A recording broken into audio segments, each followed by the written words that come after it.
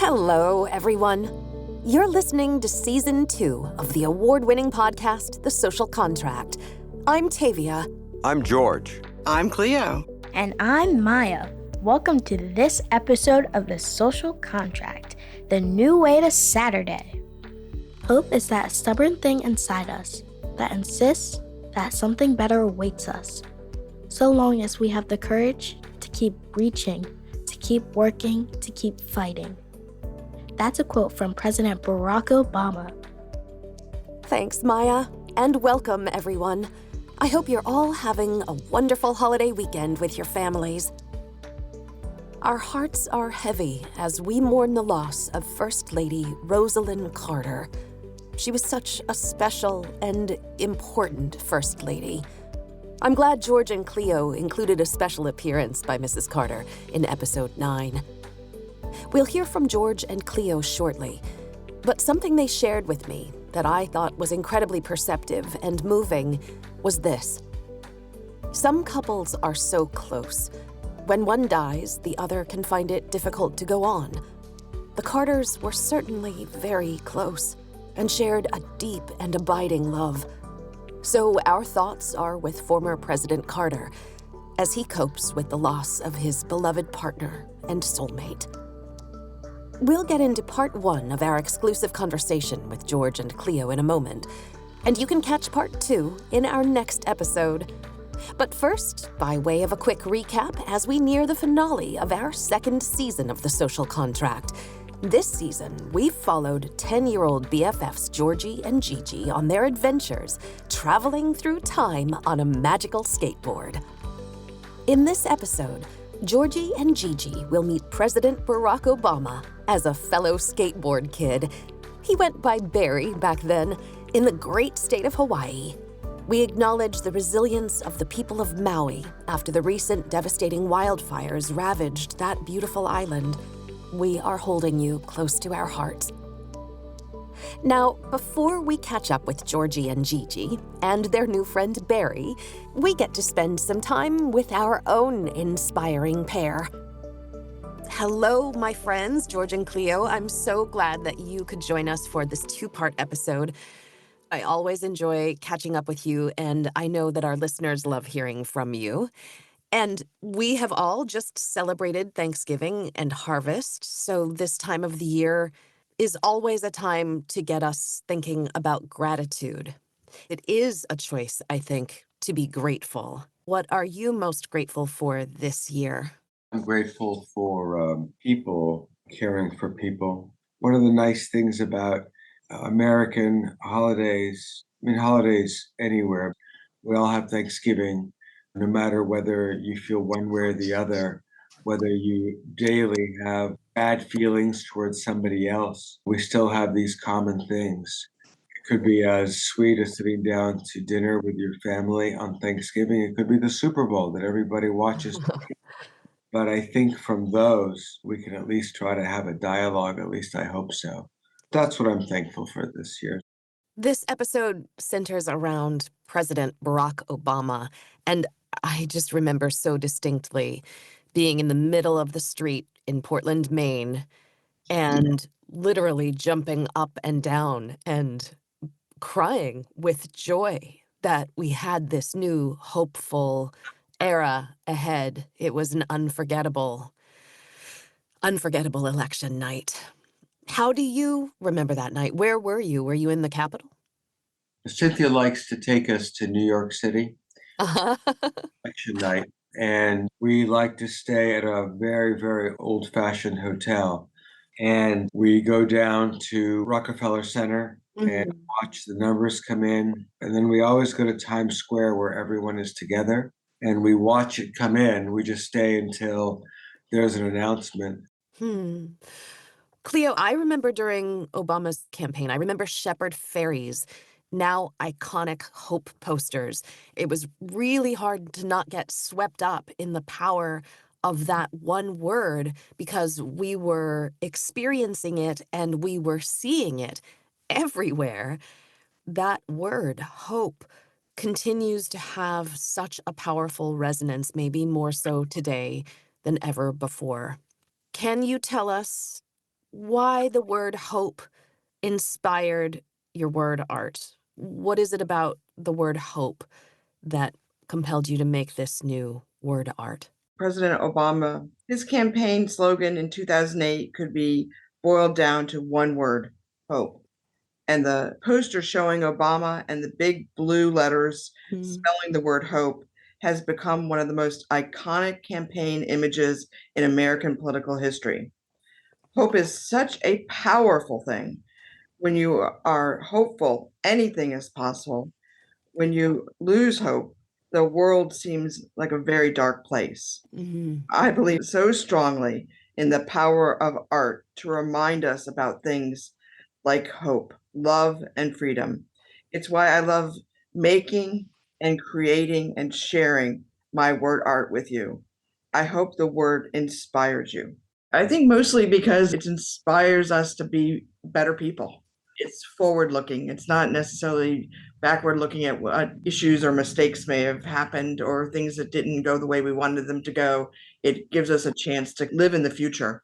I love that. There was such a feeling of optimism after his election in 2008. And even after September 11th, there was this feeling of unity in the United States, even in the wake of that horrible tragedy. And now it feels like we're often so very divided. I'm wondering why you think that hope and that optimism and that unity didn't last, and what lessons can we learn from that? I wish I had an answer to that. Crisis usually brings people together. I would hope that this is a moment in time that we can get over and reflect a little bit, that really the way to get through a crisis is through unity. That's how we've gotten through them before. So hopefully this is a very short period of time and our better selves will come through. The hope also comes in voting. If people really want to express themselves other than marches, other than writing your representatives and running for local office, these are all good things.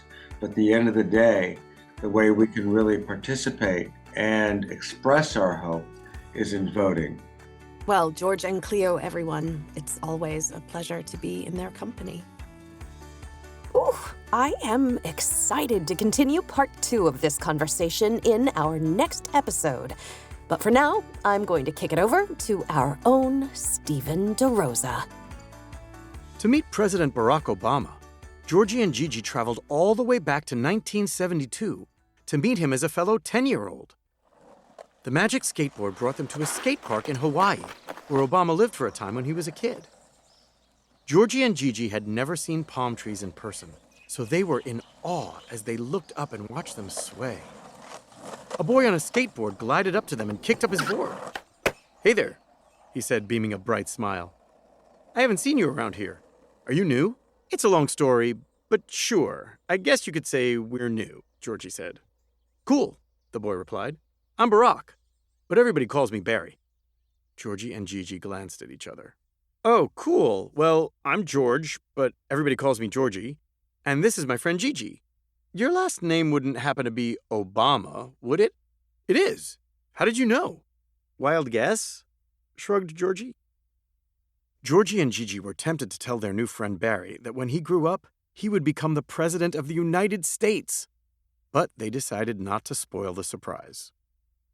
Georgie couldn't help but smile to himself, thinking about the YouTube video his father had shown him of President Obama riding a skateboard into a 2012 global summit. When Georgie's dad told him the video wasn't real, no, Obama did not, in fact, roll into the summit on a skateboard, Georgie was disappointed.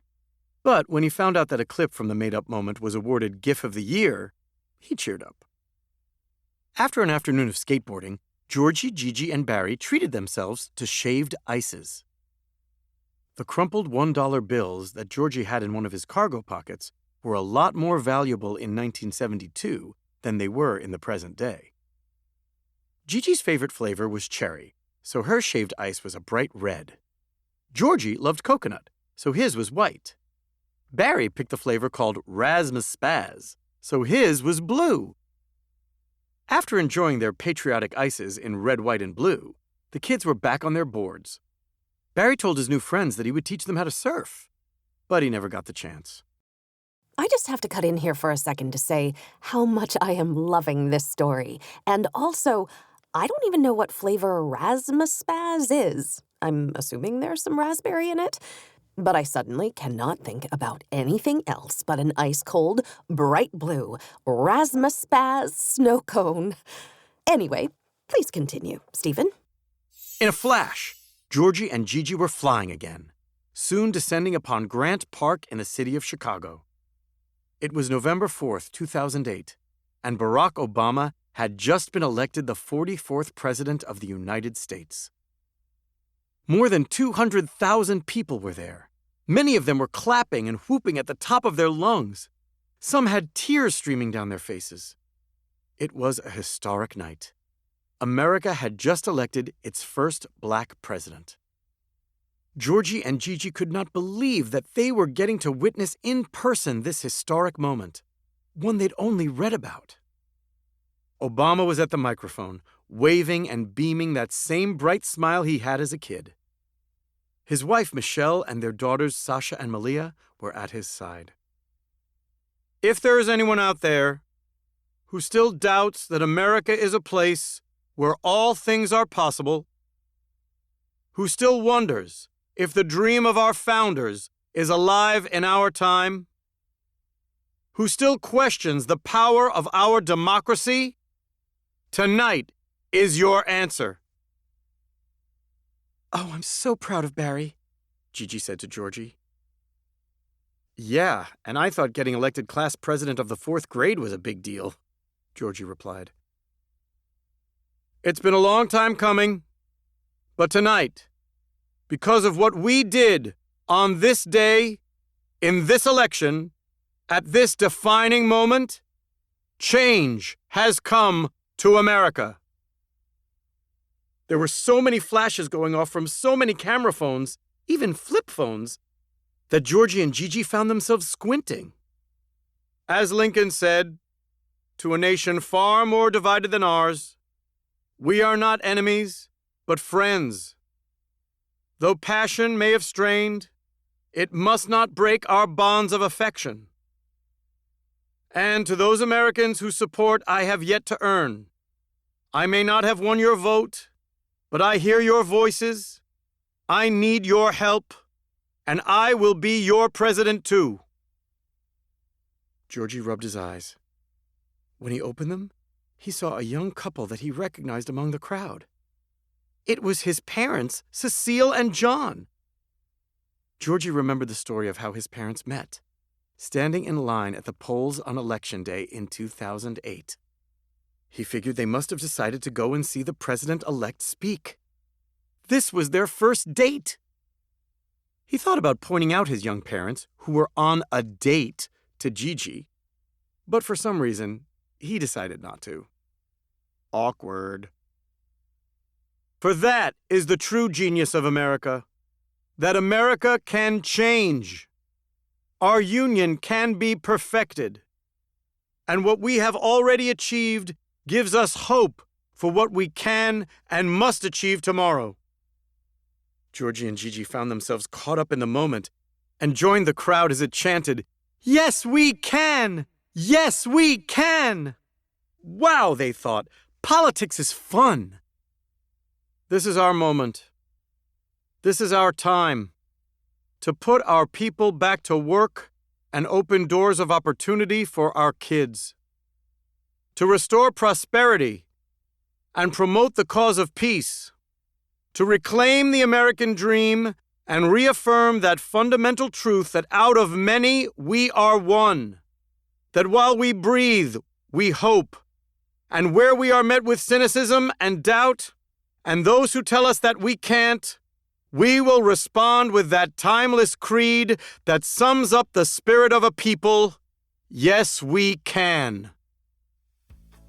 Oh, what memories of that unforgettable night. Now, Maya has been patiently waiting in the wings with a couple of questions about Barack and Michelle Obama. First Lady Michelle Obama is famous for launching this public health campaign.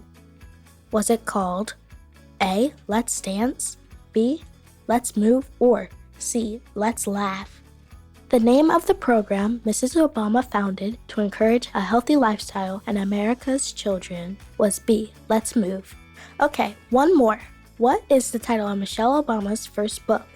Is it A, Beginning, B, Believing, or C, Becoming? If you guessed C, Becoming, you got the right answer. I'd like to add that Kirkus Reviews calls Michelle Obama's Becoming, adapted for young readers, a warm memoir. And the very same review publication, Kirkus, calls George and CLEO's book Presidential Conversations for Kids, the one that inspired this podcast, history with a wink. I absolutely love that. And now, some closing thoughts from Barack Obama's first book, called The Audacity of Hope. It inspired me, and I hope it inspires all of you. We hang on to our values, even if they seem, at times, tarnished and worn. Even if, as a nation and in our own lives, we have betrayed them more often than we care to remember. What else is there to guide us? Those values are our inheritance, what makes us who we are as a people. And although we recognize that they are subject to challenge, can be poked and prodded and debunked and turned inside out by intellectuals and cultural critics, they have proven to be both surprisingly durable and surprisingly constant across classes and races and faiths and generations. We can make claims on their behalf, so long as we understand that our values must be tested against fact and experience, so long as we recall that they demand deeds and not just words. Our finale episode will take Georgie and GiGi, and us along with them, back into the present. The two Gs will visit the White House, where they'll get to meet our current president and vice president, Joe Biden and Kamala Harris. It premieres on Saturday, December 30th. And trust me, you won't want to miss it. We'll also be making a very big announcement. How's that for a cliffhanger? We welcome you to follow The Social Contract wherever you find your favorite podcasts, and visit our website, mytscpodcast.com. We also invite you to visit georgescorey.com and, of course, theartistcleo.com. The Social Contract podcast is created by George S. Corey and CLEO. Produced and hosted by Tavia Gilbert. Music courtesy of Listen Audio. Mix and master by Kayla Elrod. Additional dialogue editing by Kathleen Conti. And by production coordinator for TalkBox, Brian Wilson. Social manager, Suzette Burton. Production supervisor, Tatiana St. Fard. This has been a podcast from Listen Audio in association with TalkBox Productions. On behalf of George, CLEO, Maya, Stephen, and me, Tavia, thank you for listening.